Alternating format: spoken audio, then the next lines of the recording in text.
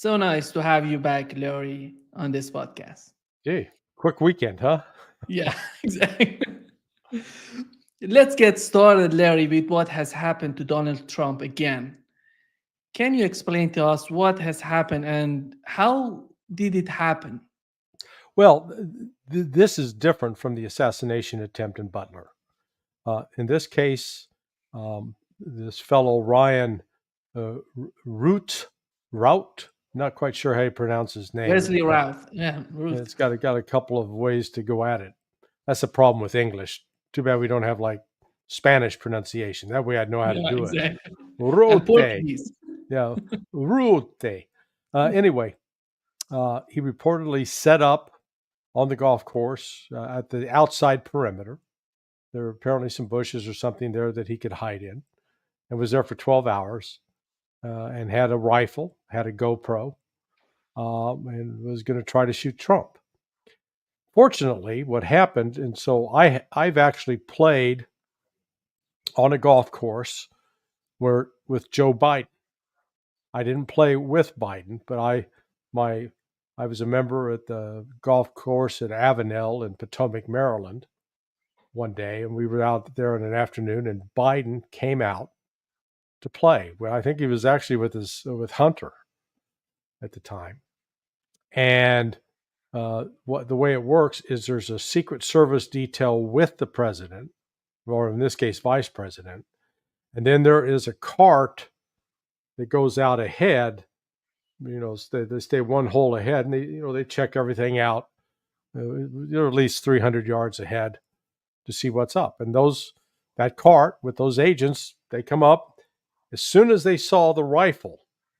They saw what looked like to be a gun barrel. They didn't stop and go, mother, may I shoot? No, they immediately drew their firearms and shot, which apparently scared Mr. Ryan. And he abandoned his back. He didn't stick around to collect anything. He ran, coward.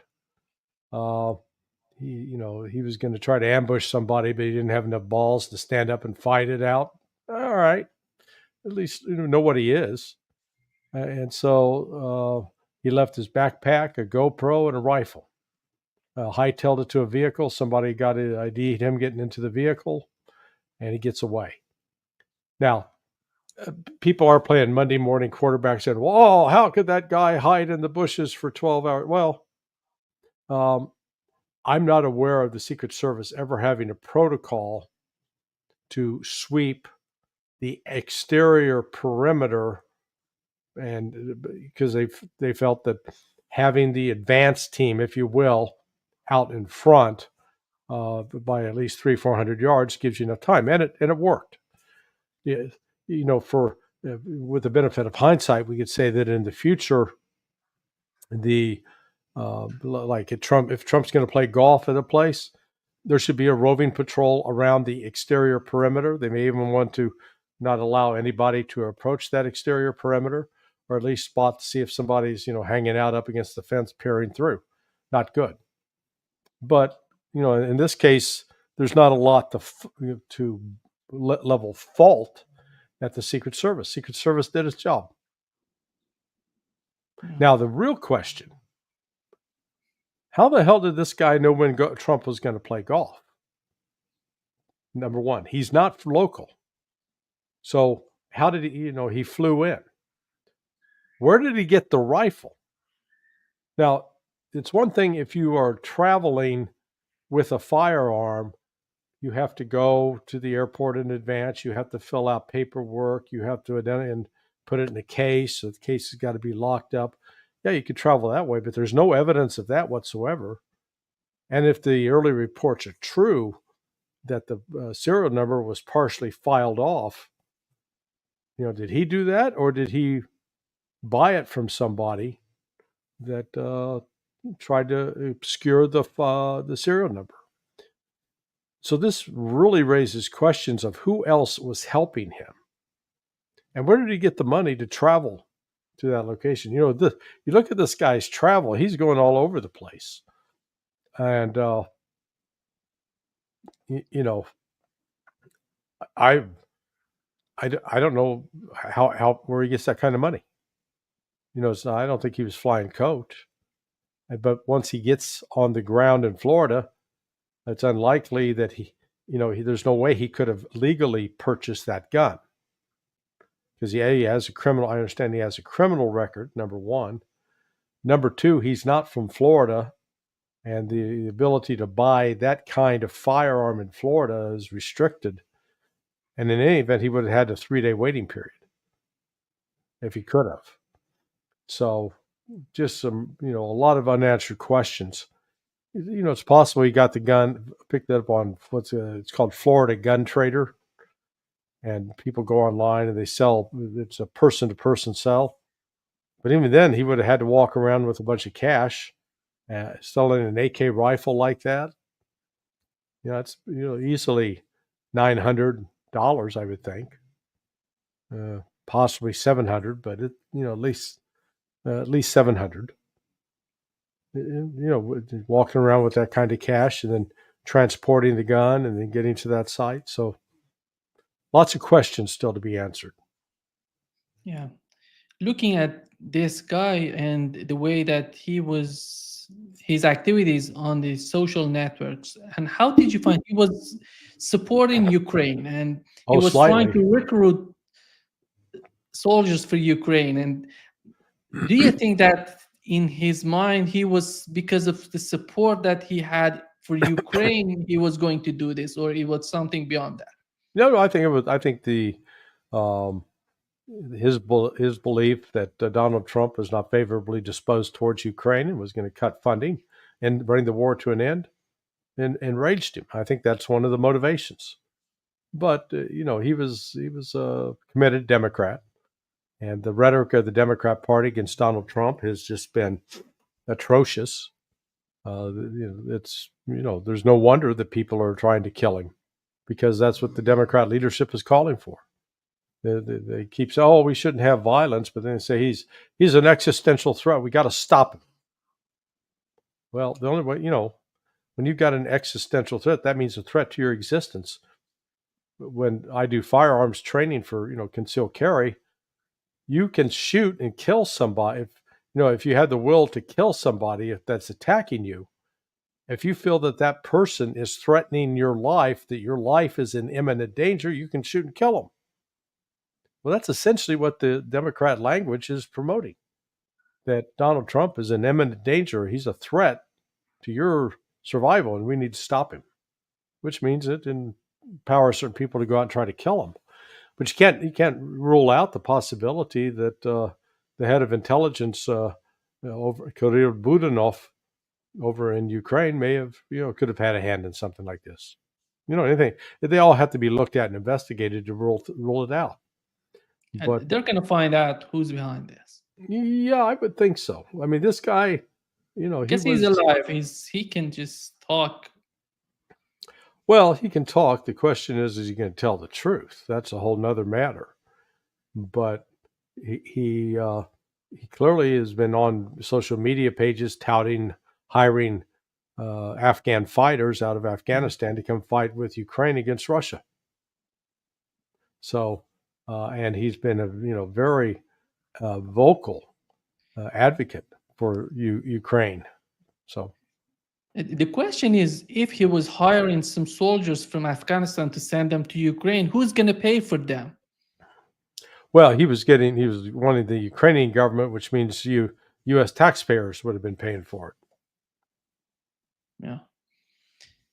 And right now, Larry, with what's going on between NATO and Russia, do you think that Ukrainian government would get the permission, or no, with the reaction that we had from the Russian government, they're just cautious about that? Well, what day is it? Okay, today's Monday. Now, if you would have asked me that last Wednesday, I would have said, yeah, it looks like they're going to do it. We've had Congressman Michael McCall out of Texas saying, oh, yeah, I've talked to Blinken and they're going to give the green light to Ukraine. And then in London was leaking like a sieve for the Keir Starmer. Yeah, he was going to do it. Absolutely. You then had, the it was like um, what was the name of the movie with um, Richard Pryor and Gene Simmons or Gene um, Wilder? You know, the black guy and the white guy go, off on an adventure.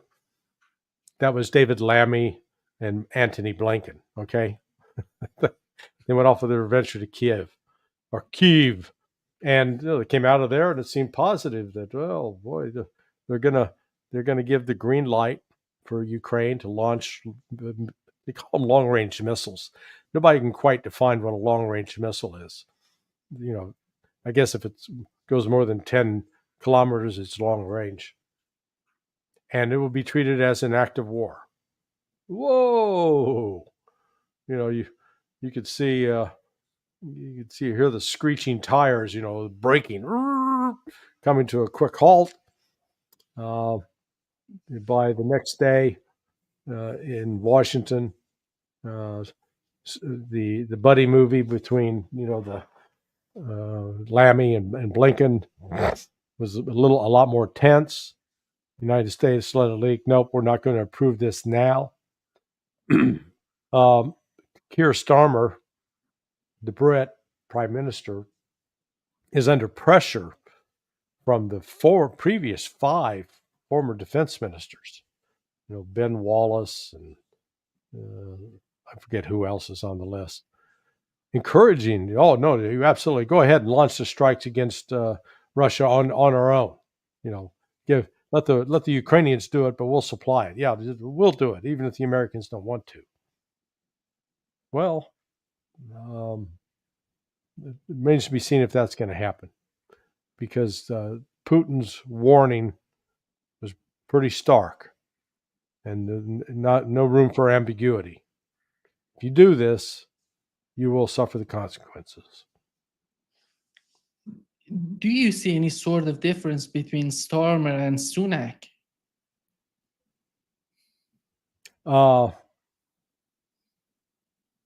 Starmer's a little taller. Starmer's a little fatter. And Starmer may be a little poorer. Other than that, no. Well, I'll take that back. Starmer appears to be more of a fascist. And what do I mean by fascist? He's somebody that's willing to use the political power and at the behest of military industrial complexes, and while treading on the rights of the individuals, of the British citizens. So yeah, but I don't see a lot of difference between them. But do you think that, how about the public opinion in the United Kingdom? Do you think that they want to change, they want some sort of changes? They're thinking differently from the government, from Sunak, from Starmer right now? Or we can say the majority of people are in line with these two governments? No, I think what I have seen is that the polling for Starmer is now it's plummeting. I couldn't believe the other. I thought I was watching Babylon Bee television. Babylon Bee is a satirical site, and it said that the British Parliament, the members of Parliament of Starmer's party, had just voted to cut the funding to senior citizens to pay for their winter heating bills. I was like, what? No, that's got to be a joke. No, that's what they did. So they're gonna let the old people freeze to death while they're giving money to Ukraine. Makes sense? Got to ask why. Who is financially profiting from this? Who's financially benefiting? Yeah, if we think that how Ukraine right now can escalate the war, can escalate the situation, in terms of offensive, they're not capable of doing this right now. Correct. And ammunition, they don't have that much. And how about long-range missiles and nuclear weapons, dirty bombs, or something like this? They can do that with long-range missile. Understand. So, what is in your mind? What is a long-range missile? Yeah, something that can hit deep into the Russian But territory. define deep. Yeah. What is deep? Yeah, 100 it's gonna hit miles? Moscow. 100 miles? 200 miles? 300 miles? So when you look at the ATACMS, the Storm Shadows, the Taurus, the JSAMs, those are, a lot of people will say the JASSM was as Joint Air to Surface Strike Missile, I think is the terminology, but the acronym pronounced JSAM. I think the maximum range on one of those is can go up around 300 miles, maybe. Okay, so you hit Moscow. What do you hit? You drop a missile in on an airfield, you damage 2 or 3 planes. Well, Russia's got multiple, 100 plus airfields scattered around the country that can be used to launch aircraft strikes. So Ukraine, not only Ukraine, the United States doesn't have enough missiles in its stockpile, in its inventory, to take out all these Russian bases. I mean, if you're going to strike a military target, the notion is to destroy it, make it is incapable of being used. Well, all that does is immediately guarantees that the Russians will escalate. And you got to step back and say, okay, who's got the capability to escalate? Russia's basically doubled the size of its army in the last 2 years. From say 750, 800,000 up to now about 1.3, 1.4 million. Right now, Putin is talking about 2.4 million. Who is? Putin. Yeah, they may go that high. Yeah, right now I've just learned. Yeah, he's in the news right now. They're talking about 2 million soldiers. 2.4 million, yeah. So, yeah. And what United States Army right now, you got 450,000 roughly. So that's 5 times the size of the U.S. Army. And if you lump in the Marine Corps, it's still at least a good 4 times larger than anything the United States can field. And when you add in the Germans and the French and the Brits, you're still going to be lucky to be at 800,000 with those all 3 of those countries added to ours. So it's just it's madness what they're talking about. The Ukraine has no means to escalate. They don't have it. Even if you gave them the weapons, where are the trained personnel? They don't have the trained personnel. It's not just one thing. This is sort of like dealing with, you've got somebody that weighs 300 pounds, but they're 75 years old. Okay? So, yeah, you can put that 75-year-old on a diet, and they might be able to lose some of that weight, but it doesn't change the fact that they're still real old. And they can't function, do what they did when they were 30. And in particular, let's say that it's a 75-year-old woman that weighs 300 pounds. Yeah.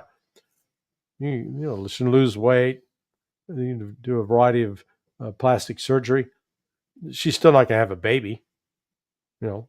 It's impossible, biologically impossible at that point. So the same way with the Ukrainians. You have no place to get a sufficient number of trained troops, because right now the Ukrainians are dying. They are losing in casualties 60,000 soldiers a month. If they're recruiting 20, 30,000, you're the engineer, you do the math for me. Last time I checked, that's a negative. You're going to still be going down because you're not replacing what you're losing. That's what they're facing. And you got all these people in the West who are in denial about it, refuse to recognize it. I mean, good God. Yeah, even if they go with that plan, long range missiles, Larry, they're gonna face the same problem that Israel is facing right now. It's not sustainable for them, as you've mentioned, and nobody is capable of providing them with those type of missiles. Don't you realize you're an anti Semite for refusing to recognize the glorious victory of Israel? What's wrong with you? Oh, yeah. So here are the Houthis. Okay. The guy's wearing sandals with a curved knife. They're walking around. They wear man dresses. That's what I call them. No insult intended. But they're not considered the most technologically sophisticated. But by God, the other day they fired a ballistic missile, reportedly with hypersonic capabilities, recognizing that not even the United States can produce a hypersonic missile. But these little brown guys from Yemen did it, and it completely evaded Israeli air defense and U.S. air defense. Tel Aviv, we have a problem. Yeah, you got a problem that you picked a fight with somebody you can't beat. And it wasn't a hypersonic missile. I don't know. I've heard it described as a hypersonic missile. Now, it could be, not, but the Houthis didn't build it. They would have got it from Russia, China. There have even been reports that the Iranians have produced a hypersonic missile. Again, I don't know if that's true. Don't have access to classified information. But whatever it was moving so fast that none of the Iron Dome missiles were able to intercept it. None of the defense systems, the Aegis, that are on board the U.S. destroyers and cruisers off the coast of Israel, could intercept it. That should catch people's attention. And then, as that's happening, there are other credible reports that the Hezbollah attack we talked about, I think on Friday from 3 weeks ago, that actually hit the Israeli base at Galat, called for Unit 8200 headquarters, and killed and wounded some personnel there. So in the midst of this, as Israel's finding it impossible to quell all of these attacks, they decided they're going to launch. Netanyahu's insisting they're going to go into Lebanon. And I'm waiting to see if news comes out. They were having a cabinet meeting today. Alistair Crook talked about it earlier, that to get rid of Gallant, the current defense minister, and replace him with a crazy who wants to invade Lebanon as soon as possible. That Gallant has been the one that's been saying, we're not going to invade Lebanon, because he correctly recognizes it will be the death of Israel if they do. Even we know that Hezbollah didn't use any sort of ballistic missile against them in their attack on Israel. Right now, we see Houthis are using ballistic. The picture is so interesting when you look at this. Well, yeah, and in fact, people say, "Well, see, we're right. Iran hasn't retaliated yet." Well, how about what happened if Iran supplied the missile to the Houthis that hit Israel? I would count that as Iranian retaliation, wouldn't you? So maybe Iran did just retaliate. They're not going to destroy Israel entirely and take it apart for the assassination of Hania, but they are going to make it, pay. And it's very possible as well that the attack of Hezbollah on the Unit 8200 may have been coordinated with Iran, and they may have provided intelligence and targeting information that Hezbollah used. See, people expect the Iranians to be stupid. I don't know why, because the Iranians as a people are very well educated and not anything but stupid. But that they're going to come out and go, yeah, we're gonna retaliate. We're gonna hit Israel with X, Y, and Z, and we're gonna do it next week. And no, they're not going to, announce it in advance. They're not going to do that. But if you're stepping back and saying, okay, have you know, has Israel suffered some serious hits in the last 3 weeks? Yeah, yeah. The attack on 8200 and this attack yesterday with a ballistic missile created some havoc and nightmare. If they want to escalate the conflict with Hezbollah, Larry, I think that even having Trump in office, if Trump wins, they're not capable of doing this because at the end of the day, two aircraft carriers from Middle East, they just went to the Pacific. And I thought it was just one. Did both go? one, it was one. Yeah, I thought it was I've just. read two. Okay, I but thought at it the was end just of the day, the it seems that Theodore on the part of, Roosevelt for sure. yeah, Okay. it seems at the end of the day, on the part of the United States, they're not thinking of having any sort of escalation in the Middle East. But with these new changes that you've just mentioned, the Ministry of Defense, they're changing him just to escalate the situation with Hezbollah. It doesn't seem that the United States would support that. I think the United States would. I mean, the United States is going to advise them, don't do it, don't do it, don't do it. And then once they do it, we'll send them money, we'll send them weapons, because they'll be. I think the Israeli Defense Forces or the Israeli Occupation Force is going to be in a real pickle. That they're not going up against lightly armed Hamas guerrillas. Hamas, it was not a major fighting force. I wouldn't even classify what Hamas has as an army. It is a, let's call it, it is a paramilitary organization. It does have some chain of command. It does have some trained people, but it does not have, or it didn't have at the outset, a bunch of experienced combat veterans that are organized in military formations. Hezbollah does. You know, the Hezbollah has been fighting in Syria against the Islamic extremists over the last 10 years. So, you know, and that experience they bring back to the line there. So there's no way Israel, even if they use a nuke, has no way of wiping out Hezbollah. So the Hezbollah fighters are going to be there, and they're going to create a real problem for Israel. And I don't see why Houthis cannot get involved in any sort of conflict if it happens between Hezbollah and Israel. They're gonna. The Houthis have already admitted they're involved, and they've shown it by action. I mean, they've sunk ships, they've hit ships with missiles, they managed to drive the U.S. carrier task force out of the Red Sea. You know, we finally withdrew because we couldn't stay there. We weren't able to do much. And nobody knows how many ballistic missiles do they have right now. So yeah, it is. It's going to be interesting. You know, Israel, I'm sure, is going to try to take some retaliatory measure towards Yemen,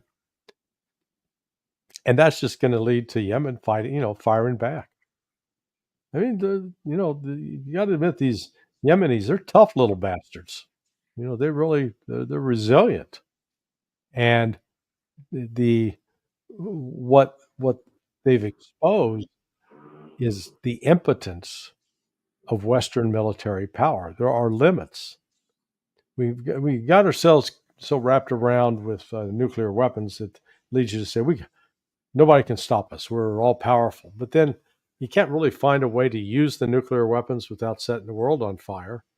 And so then you're left with more of a conventional military force. And there, the United States has proven to have a very, very inadequate military force.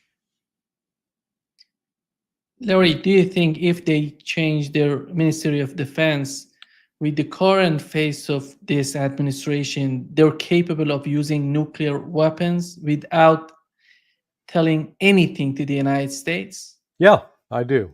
I think the individual they're talking about bringing in is he is a religious extremist, is very close to the settlers, and has a reputation for being a hothead. But he's gone on the record. The quote I heard was, I will only join the government if I'm assured that we will be allowed to invade Lebanon as soon as possible. Oh. Yeah. And how about, Larry, do you see any sort of influence APAC having on these people in Israel? Because they're helping these people in Israel. How about their influence on them? Are they happy with the situation in Israel right now? You mean Do APAC? they really want to save Israel? Because the way that Israel is going right now, it doesn't seem that they want to save Israel. Well, but APAC is solidly on board with what the government of Bibi Netanyahu wants. I mean, they're thoroughly enabling that conflict. So yeah, it's just there's nobody to put the brakes on. That's the problem. You know, like Dwight Eisenhower did during the Suez Canal crisis back in, I think, '54, where they had the Israelis and Egyptians, the Israeli and Brits got together to take the Suez Canal, and it was Eisenhower that intervened and said, no, get out, give it back. We had the clout to do that then. We do not have that now. And the one of the dangers is if the Brits decide to act unilaterally, the Russians aren't going to view it as unilateral action. They'll view it as joint action between the cooperation between Brits and the United States, and we'll be attacked. The prospects of the United States being physically attacked by Russia, and I'm not talking about in Hawaii or in Puerto Rico places, but I'm talking continental United States, I think is it's around 50%. It's a coin flip over the next 6 months.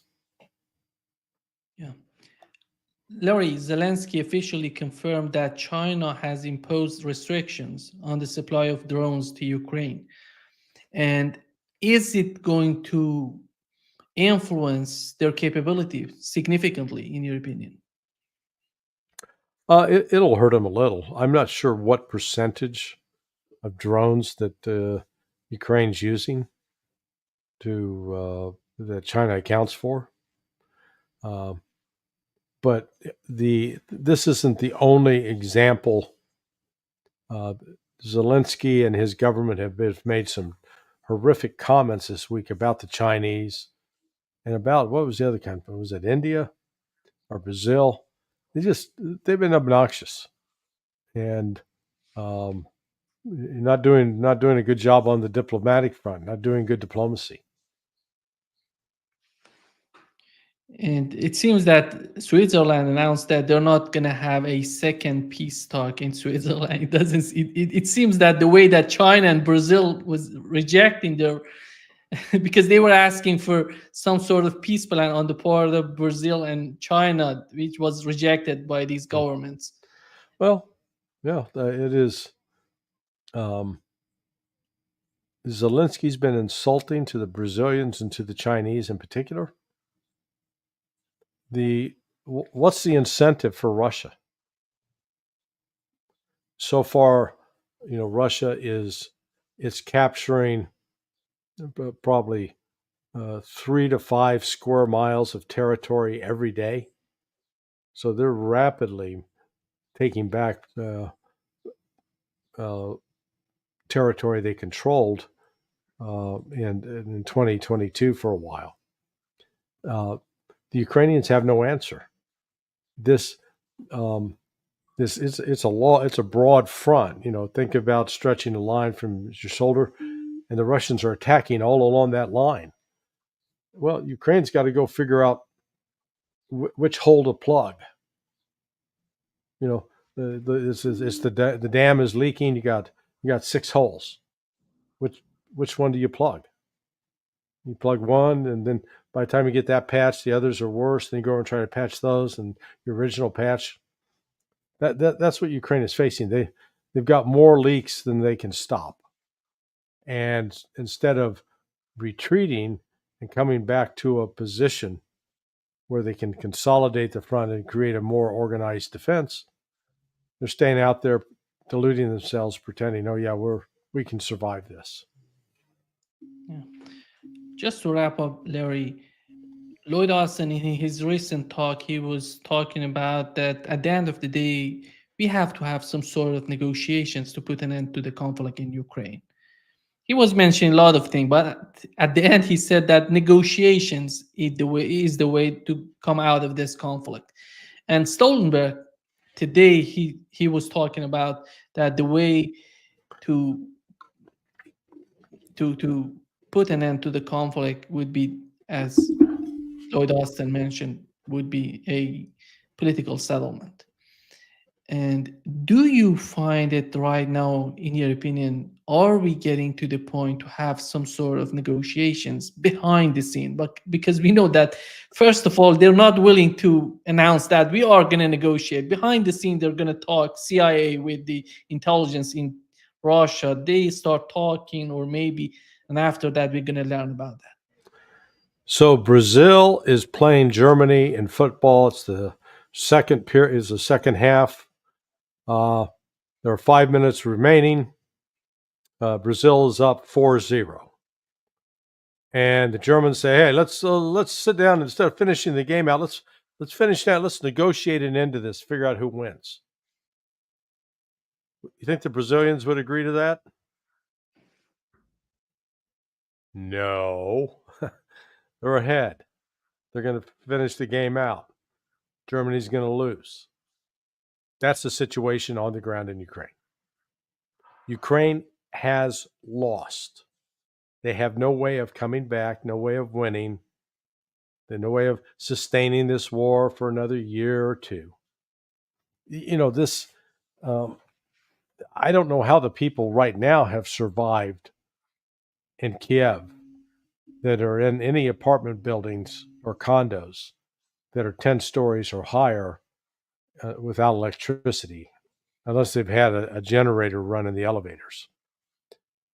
I lived once on the 21st floor in a condo over in Fort Lauderdale or Pompano Beach.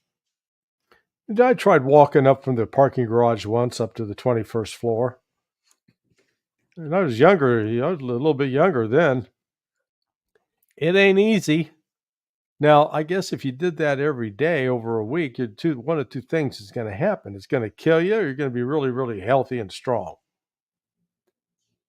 Well, winter comes on, and we had Zelensky the other day with Fareed Zakaria admit, yeah, the Russians have destroyed 80% of our power grid. You got 80%, and then you're in the throes of winter. You know, water can't get pumped up without the electricity on. Water can't get pumped up to the top floors. The sewage doesn't work. The heat doesn't work. Nothing works. And they think that they can keep this going. No, I don't see it. I don't even see. Let's say they survive to remain somewhat, intact, where they can live in Kiev without having to be running for their lives. That come next March or April, Ukraine's going to be in an even worse situation than it is now. And I did see the statistics on population, and one of the ways they're measuring it is number of SIM cards and telephones. The number right now is it fell from like 40 some odd million to 19 million. That means you've got fewer people using cell phones inside Ukraine. Yeah, I think when we look at the Ukraine, the way that it was destroyed during this more than 2 years of conflict, it's unbelievable, Larry. Yeah. And how was that? When you look at what Victoria Nuland said, and how amazingly they have decided not to negotiate, and the way that they literally destroyed Ukraine.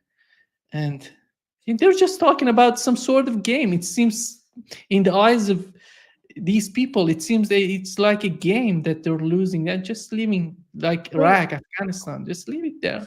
yeah, it is a game. They're not paying any price. She's got a good job. She's getting money.